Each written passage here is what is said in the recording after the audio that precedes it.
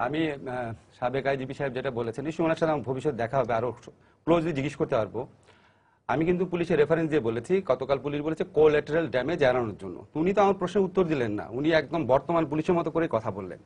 আরেকটা ব্যাপার হচ্ছে, আমার যে প্রশ্নটা সবার কাছে আছে সেটা হচ্ছে, বারবার আমরা একটা জিনিস বলি যে রাতের যে অভিযানটা, এটা জাস্টিফিকেশনটা ক্রিয়েটেড হয়েছে, তার আগে যে বিভিন্ন সংঘর্ষ হয়েছে সেটা দেখেন। আমি সেদিন লাইভ দেখেছি, জুবাইর ভাই আপনি সাংবাদিক, আপনিও জানেন, সেখানে তিনটা পক্ষের কথা বলা হচ্ছিল সংঘর্ষ কারা করছে। একটা হচ্ছে হেফাজতের মধ্যে থাকা জামাত শিবিরের কর্মীরা, এই অভিযোগ কিন্তু সরকারের পক্ষের লোক করেছে, খেয়াল করেছেন আপনি? আমাদের স্বরাষ্ট্রমন্ত্রী হেফাজতের মধ্যে থাকা, হেফাজতের মধ্যে লুকিয়ে থাকা জামাত শিবির, এক নাম্বার।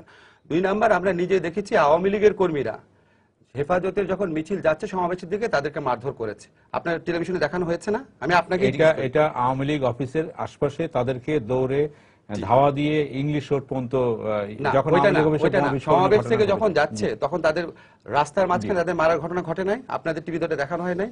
বিভিন্ন টিভিতে দেখা হচ্ছে, এক্স্যাক্টলি কোন টিভিতে আমার মনে নাই। সমাবেশ স্থলে যাওয়ার পথে তারা আক্রান্ত হয়েছিল। দুইটা পক্ষ আমরা পেলাম, থার্ড পক্ষ হচ্ছে হেফাজত ইসলাম নিজে। ঠিক আছে, এখন আপনি আমাকে বলেন, আমরা সব সারাক্ষণ বলছি এভিডেন্সের কথা, যখন আমরা নাম্বারের কথা বলছি তখন এভিডেন্সের কথা বলছি।